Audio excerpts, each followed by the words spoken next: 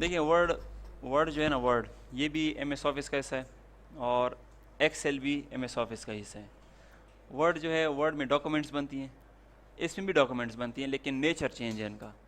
Word में जो document बनती हैं वो अक्सर पैराग्राफ शक्ल में ज़्यादा होती हैं, यानी कि जैसा लेटर देख लें, एप्लीकेशन को देख लें, ठीक है, करेक्टर सर्टिफिकेट देख लें, डोमिसाइल सर्टिफिकेट देख लें। ये चीज़ें फिर एक्सेल में नहीं बनती। अगर आप एक्सेल की शक्ल देख लें या नोट इसका जो एनवायरनमेंट है वो देख लें, क्योंकि इसके खाने बने हुए हैं और खानों के अंदर आप कभी भी पैराग्राफ नहीं लिख सकते। एक्सेल बना है शीट्स बनाने के लिए। किस किस्म की शीट? स्टूडेंट लिस्ट बना लो, स्टूडेंट के मुकम्मल डेटा कंप्यूटर में डालना, serial number, name, father name, contact number, address, इस तरह की शीट बनाना, आइटम्स की शीट बनाना, पार्ट्स की शीट बनाना, ठीक है ना। किसी मेडिसिन कंपनी में हूँ, मेडिसिन कंपनी की लिस्ट बनाना, ये काम किसका है? ये एक्सेल का है। और एक्सेल को याद रखें कि इसको स्प्रेड शीट प्रोग्राम भी कहते हैं, स्प्रेड शीट। देखिए एक्सेल को जब ओपन करेंगे, याद रखें कि एक वर्कबुक ओपन होगी जिसको बुक 1 भी कहते हैं और जिसको वर्कबुक भी कहते हैं, ठीक है।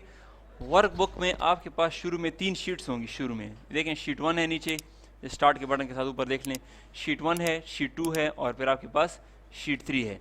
शीट क्या चीज़ है? शीट 3 चीज़ों से बनी है। कॉलम्स ए बी सी, ये आपके कॉलम्स हैं, और 1 2 3 आपके क्या हैं? रोज़ हैं। और रोज़ एंड कॉलम जहाँ पे होते हैं वहाँ पे सेल्स होंगे। कुर्सी वाला रिश्ता। अच्छा, अब देखें ए बी सी आपके पास कॉलम्स हैं और 1 2 3 आपके पास क्या हैं? रोज़ हैं। यहाँ पे जो आपके पास खाने बने हुए हैं इनको सेल्स कहा जाता है, जिस तरह एम एस वर्ड में टेबल के अंदर भी सेल्स होते हैं। लेकिन इधर फ़ायदा ये है कि पहले से आपके पास देखें आसानी है कि मैं जब कोई शीट बनाना चाहता हूँ टेबल की शक्ल में, तो मुझे ये टेंशन नहीं है कि मैं कॉलम्स इंसर्ट करूँगा, रोज़ इंसर्ट करूँगा, पहले से बनी हुई है सारी चीज़ें। डायरेक्ट आपने सिर्फ इसके अंदर क्या करनी है? एंट्रीज करनी है। इसके अलावा एक बात और भी नोट कर लें, यार ये मिनट सब रोको ना यार। तो देखें जब मैं इसके अंदर एंट्री करूंगा तो मेरे लिए इंतहाई आसान काम है कि देखें मैं एक सिंपल सी शीट बनाना चाहता हूँ। यहाँ पे मैंने लिख लिया कि सीरियल नंबर, आगे मैंने लिख लिया कि नेम, आगे मैंने लिख लिया क्या चीज़? फादर नेम, और यहाँ पे मैंने क्या लिख लिया? एड्रेस। तो देखिए ये चीज़ अगर मैं वर्ड के अंदर बनाऊँगा तो मैं करूँगा कि 1 2 3 4 4 कॉलम है, 5 रोज़ मुझे चाहिए। यहाँ पर ये टेंशन नहीं है, जस्ट आपने क्या कर लेना है, टाइपिंग शुरू कर लिया, खाने आपके पास तैयार बने हुए हैं, बस एंट्री करते रहो। अब अगर मुझसे एक कॉलम भूल जाता है, मैं कहता हूँ कि यार एड्रेस के बाद तो मुझे डेट ऑफ बर्थ भी डालना था, तो मेरे पास तो तैयार खाना बना हुआ है, मुझे ये टेंशन नहीं है कि मैं अभी जाऊँगा इंसर्ट राइट करूँगा, इंसर्ट लेफ़्ट करूँगा, वो चीज़ इसमें नहीं है, ठीक है ना। आपने डायरेक्ट डेट ऑफ बर्थ यहाँ पे लिख ली, आगे आपने क्या लिख लिया? एजुकेशन लिख लिया, तो आपने डायरेक्ट ये सारा काम इस तरह कर सकते हैं, ठीक है। दूसरा, इसमें शीट बनाने में आसानी बहुत है। किस तरह कि जब मैं यहाँ पे मुझे एक शीट दी गई है कि देख लें कि इसमें 50 बंदों का एंट्री करनी है आपने, तो जब आपने 1 2 दिया, सीरियल नंबर लिख लिया, अब देखें जब 1 2 आपने लिख लिया, इन दोनों को सेलेक्ट करोगे, मैं जूम थोड़ा सा करीब करता हूँ दिखाने के लिए। देखिए जब आप इन दोनों को सेलेक्ट करते हैं, माउस इस वक्त देखें बड़ा प्लस है, सफ़ेद रंग का बड़ा प्लस बना हुआ है। जब इस कोने में लाया जाएगा तो ये बारीक प्लस में तब्दील हो जाएगा, देख रहे हैं, इसको कहा जाता है ऑटोफिल। जब मैं इस हैंडल से इसको पकड़ूंगा और नीचे स्टार्ट हो जाऊंगा, देखें 3 4 5 6, कहाँ तक आ गया हूँ मैं? 10 तक। तो देखिए 1 2 3 4 5 खुद ब खुद आ गए, मुझे टाइपिंग की ज़रूरत नहीं है 1 2 3 लिखने की, ठीक है। इस तरह जब मैं नाम लिखना शुरू करूँगा, देखिए यहाँ पर मैं लिखता हूँ कि नदीम, ठीक है। फादर नेम क्या है? फादर नेम हमीद, और एड्रेस क्या है? कोहाट। डेट ऑफ बर्थ क्या है? जो भी डेट ऑफ बर्थ है इधर मैंने 12/5 मिसाल 2000, ठीक है। आगे हूँ, एजुकेशन क्या है? एजुकेशन इसने बता दी कि मेरी मैट्रिक है। जूम थोड़ा सा कम कर देते हैं ताकि हमें नज़र आए, ठीक है। अब देखिए जब दूसरा बंदा होगा, यहाँ मैं लिखता हूँ कि अमीत, और यहाँ पे लिखता हूँ कि नासिर, और यहाँ पे देखो जब मैं के दबाऊँगा ना, क्वाड खुद ही आएगा, मुझे पूरा लिखने क्वाड लिखने की ज़रूरत नहीं है। एम एस वर्ड में आपको ये पूरा टाइप करना पड़ेगा क्वाड। यहाँ पे आप जस्ट आपने के दबाया, क्वाड आ गया।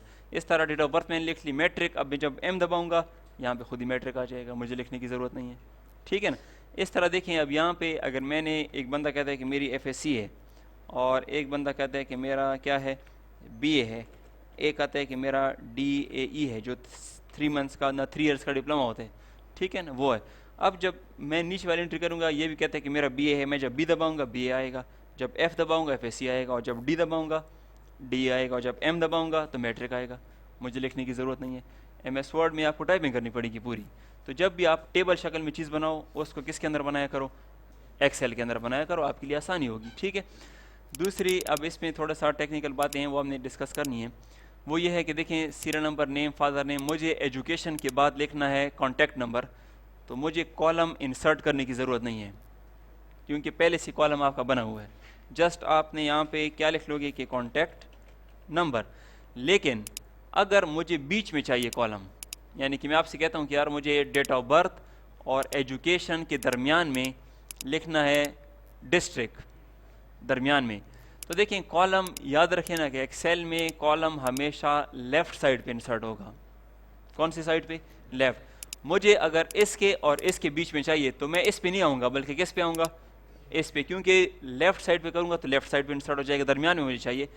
आप लोग मुझे बताएं, अगर मुझे सी और डी के बीच में चाहिए तो मैं किस पे आऊँगा? डी पे आऊँगा। अगर आप सी पे आ गए तो बी और सी के दरमियान में आ जाएगा, उल्टा आ जाएगा।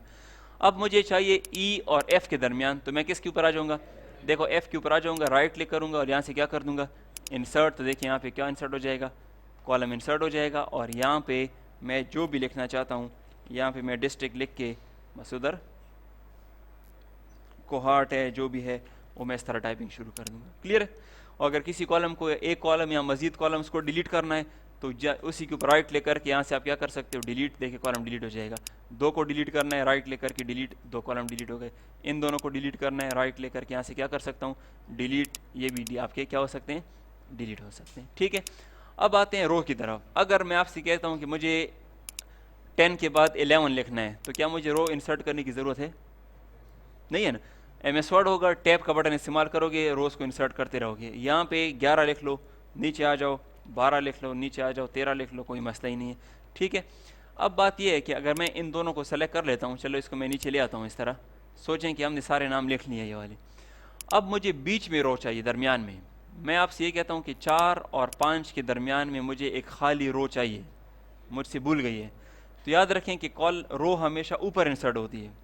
तो आप 4 पे नहीं आओगे, आप किस पे आओगे? 5 पे आओगे। यानी कि मुझे 5, 4 और 5 पे चाहिए तो मैं 5 पे आऊँगा। अगर मुझे 2 और 3 के दरमियान चाहिए तो 3 पे आऊँगा क्योंकि इसके ऊपर रो इंसर्ट होगी। अब मुझे 2 और 3 के दरमियान चाहिए तो 3 के ऊपर आ गया हूँ, इधर आ जाऊँगा। ठीक है, राइट क्लिक करूँगा, यहाँ से क्या कर दूँगा? इंसर्ट। तो देखें रो दरमियान में इंसर्ट हो जाएगी। और फिर इसमें एक और खूबी है कि अगर मैं यहाँ पे 3 लिख लूँ, 3, एक बंदे का नाम मुझसे भूल गया था जिसका नाम जमील था और जिसके वालिद का नाम मजीद था और वो कोहाट का था और ये इसकी कोई डेट ऑफ बर्थ थी। ठीक है ना, ये मुझसे भूल गया। अब तो ये नंबरिंग गलत है, 1 2 3 3 डबल आए हुए, तो कोई टेंशन नहीं है। पहले दोनों को सेलेक्ट कर लो और यहाँ से पकड़ के नीचे ले आओ। तो पहले कितने थे? 13 थे ना, अब कितने हो गए? 14 हो जाएंगे। वो नंबरिंग खुद ब खुद अपडेट हो जाएगी। ये टेंशन भी नहीं है कि अब मुझे हटाना पड़ेगा, दोबारा 1 2 3 लिखना पड़ेगा। ये टेंशन भी एक्सेल में आपके पास नहीं है। ठीक है, ये हमने लिख लिए। हम इनको भी सेलेक्ट करके यहाँ से नीचे ले आते हैं। फ़िलहाल सोचें, कंट्रोल Z करता हूँ, इसको भी सोचें कि हमने कंप्लीट कर लिए। ठीक है, इस तरह इसको भी मैंने क्या कर दिए? कंप्लीट कर लिए। हेडिंग को सेलेक्ट करके यहाँ से थोड़ा सा बोल्ड कर देता हूँ, साइज़ यहाँ से थोड़ा सा ज़्यादा कर देता हूँ। ठीक है, ये जो लाइनें हैं, लाइनें ये नहीं है एक्चुअली। जब आप इसका प्रिंट निकालोगे ना तो खाली पेज पे निकलेगा, यानी कि सादा पेज पे होगा, ये लाइंस नहीं होंगी। लाइंस आपको खुद ही लगानी पड़ेंगी। कैसे लगाओगे? बॉर्डर्स के ज़रिए। आपने इस देखो, इसका प्रिंट प्रीव्यू करो, ये इसका प्रिंट प्रीव्यू का बटन है ऊपर। जैसे ही प्रिंट प्रीव्यू करोगे ये इस तरह होगा, ये देख रहे हो, यानी कि खाली कागज़ पे इस तरह होगा। ये जूम कम कर दो, ये देख रहे हो, ये इस तरह होगा। जबकि आप कहोगे क्या होगा, तो लाइनें पहले से बनी हुई थी, लाइनें नहीं होंगी। आपने क्या करना है? इन सब को सेलेक्ट करना है। सेलेक्शन के बाद ठीक है, आपने यहाँ पे आ जाना है और क्या कर दोगे? इसके ऑल बॉर्डर्स, देखें ऑल बॉर्डर्स मैंने लगा दिए हैं तो बॉर्डर्स यहाँ पे आ जाएंगे। ठीक है ना, अब इसका प्रिंट प्रीव्यू करो तो देखो कितना आसान। ये चीज़ अब वर्ड के अंदर बनाओगे आसान है कि एक्सेल के अंदर आसान है? एक्सेल के अंदर इंतहाई आसान है। टाइपिंग आपने कर ली, सेलेक्ट करके बॉर्डर बना दिए, बस काम हो गया हमारा। ठीक है ना, अब सिर्फ इसमें बात यह है कि अगर मुझे ऊपर हेडिंग देनी है, ठीक है ना, मतलब ये है कि मुझे इसके ऊपर चाहिए था फौजी फाउंडेशन टेक्निकल ट्रेनिंग सेंटर, एक लाइन में मुझे लिखना था इस जगह पे। प्रिंट प्रीव्यू करो, इस जगह पे मुझे कुछ लिखाई करनी थी इधर।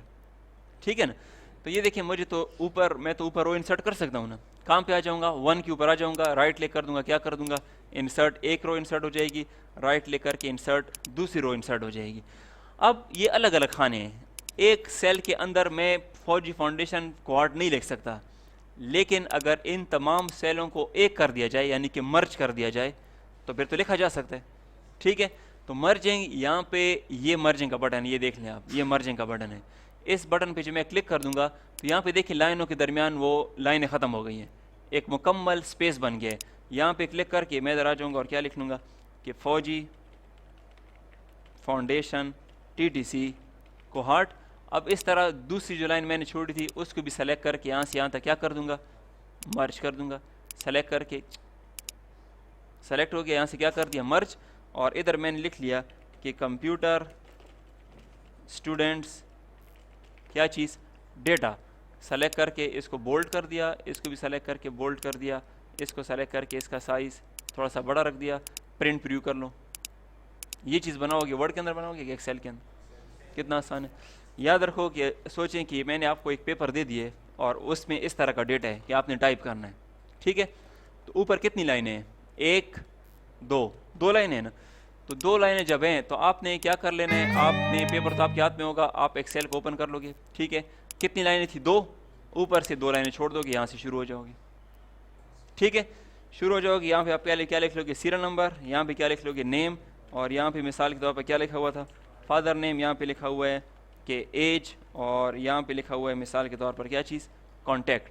ठीक है, अच्छा, ये लिखने के बाद अब देखें सीरियल नंबर को मैं छोटा कर सकता हूँ इस तरह भी किया जा सकता है। डबल क्लिक करोगे खुद ही छोटा हो जाएगा। ठीक है, अब इसमें एक और खूबी है, वो देखिए, जब मैंने 1 लिख लिया और इधर मैंने लिख लिया कि मोहम्मद नासिर ख़ान, अब मैं फादर नेम की जगह आ गया हूँ, मैंने लिख लिया कि जमील अहमद ख़ान, और एज में लिख ली कि 25, और कॉन्टैक्ट नंबर ये लिख लिया। तो ये तो सारा छुपा हुआ है, हाफ हाफ नज़र आ रहा है। बी के ऊपर आ जाओगे, डबल क्लिक करोगे खुद ही एक्सपेंड हो जाएगा। यहाँ पे आके डबल क्लिक करूँगा खुद ही एक्सपेंड हो जाएगा। ठीक है, यहाँ पे डबल क्लिक करता हूँ खुद ही छोटा हो जाएगा। जो जितना होगा उसके लिहाज से खुद ही एडजस्ट होता जाएगा। ठीक है, डबल क्लिक के ज़रिए। अब हमने ये लिख लिए। अब सोचें कि जितने इतने एरिया में मैंने काम कर लिया उसको मैं सेलेक्ट कर लूँगा, इधर आके क्या बना लूँगा, इसके बॉर्डर्स बना दूँगा। जो हेडिंग्स हैं कोशिश करो कि वो थोड़ी सी आपकी बोल्ड होनी चाहिए। अब जो ऊपर है ना उसको सेलेक्ट करके यहाँ से क्या कर दूंगा, मर्ज। एक लाइन में एक लिख लूँगा, दूसरी लाइन में दूसरा लिख लूँगा। 2 मिनट में हमारी शीट तैयार हो जाएगी। ठीक है, अच्छा, इसमें एक 2-3 बातें शुरू में और भी हैं। वो ये है कि अगर नाम गलती से गलत मिस्टेक आ जाए, नाम मैंने लिखा हुआ है उसमें मिस्टेक आ जाए, वो बंदा कहते हैं कि मेरे नाम में जमील अहमद है, यानी कि ई नहीं है, ए है, तो बाकी तो नाम सही है। तो डबल क्लिक करोगे, यानी कि देखो यहाँ पे क्लिक करोगे तो नाम इस तरह चेंज नहीं हो सकता। डबल क्लिक करूँगा, कर्सर आ जाएगा, हटा के क्या कर दूंगा, ए कर दूंगा। या कीबोर्ड से F2 का बटन, जिस तरह मोहम्मद में N ज़्यादा आया हुआ है, ठीक है ना, तो यहाँ पे आ जाऊँगा एरो कीज़ के साथ, इधर मैं आ गया हूँ, कौन सा बटन दबा दूंगा, F2।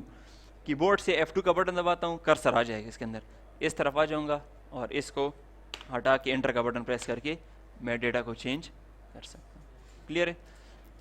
रोज को कैसे इंसर्ट किया जाता है, कॉलम्स को कैसे इंसर्ट किया जाता है, डेटा को कैसे तब्दील किया जाता है, बॉर्डर्स कैसे लगाए जाते हैं, शेडिंग सेलेक्ट करके, ये शेडिंग है, ये इधर आ जाओ, हल्के सा कोई भी शेड इस तरह किया जा सकता है, देखें अच्छा लगेगा, बुरा नहीं लगेगा। ठीक है। ऑटोफिल, ऑटोफिल का मतलब क्या है, जब आपने 1 और 2 लिख लिया, यहाँ से आपने सेलेक्ट करके इसको नीचे खींचना शुरू कर दिया तो ये ऑटोफिल है। कितने बंदे हो गए, 13 बंदे ऑटोमेटिकली हो गए। ठीक है। इसमें एक और खूबी है, वो ये है कि यहाँ पे देखें, अगर मैं आपसे कहूँ कि यार इसमें हमने तो कोर्स हमसे रह गया था, कोर्स तो मैंने लिख लिया, और कोर्स सारा का सारा कौन से कोर्स का है, कंप्यूटर का है, तो आपको बार बार कंप्यूटर लिखने की ज़रूरत भी नहीं है। कंप्यूटर एक बार लिख लिया, ड्रैग कर लोगे नीचे, सारे कंप्यूटर हो जाएंगे। वर्ड में नहीं, वर्ड में या तो कॉपी पेस्ट करोगे और या फिर लिखना पड़ेगा आपको। ठीक है, ये मैं लिख लिया, सिर्फ ये इसको सेलेक्ट करके जितना एरिया था सेलेक्ट करके यहाँ से क्या बना दूंगा, इसके बॉर्डर बना दूंगा और ये तैयार हो जाएगा। ठीक है, क्लियर है। शेडिंग भी हो गई। अच्छा, इसके बाद 2 चीज़ें और करते हैं, अलाइनमेंट, बस इतना काफ़ी है। देखें अलाइनमेंट ये है कि लेफ़्ट राइट सेंटर करना, सेलेक्ट करके सेंटर राइट लेफ़्ट, डेटा जिस तरह होते हैं। अब रो ना कॉलम जिस तरह छोटा या बड़ा हो सकता है, इस तरह रो को भी आप खींच सकते हो और इस तरह छोटा कर सकते हो, रो भी होती हैं। अब रो को अगर मैंने थोड़ा सा नीचे कर लिया तो डेटा भी नीचे आ गया है। ठीक है, मैं कहता हूँ कि नहीं, डेटा दरमियान में रहे, तो ये 3 जो है ना, ये तो लेफ़्ट राइट सेंटर है ना, ये वाले, ये मिडल है और ये टॉप है, देख रहे हो। ठीक है ना, यानी कि मैं बिल्कुल दरमियान में आ गया हूँ, मैं बिल्कुल नीचे आ गया हूँ, ये देखो बीच में हम आ गए हैं। ठीक है ना, तो देखो यहाँ से दरवाज़ा बंद करूँ। तो यहाँ से आप इस एरिया को सेलेक्ट करके यहाँ से देखें सेंटर लेफ़्ट राइट ये कर सकते हैं, ठीक है। इस तरह मुकम्मल एरिया को सेलेक्ट किया जा सकता है। सेलेक्ट करने के बाद मैं यहाँ पे आ जाऊँगा और बिट बीच में कर दूँगा, तो देखो सारा का सारा डेटा किस में आ जाएगा, बीच में आ जाएगा। और इतना जो है ना वो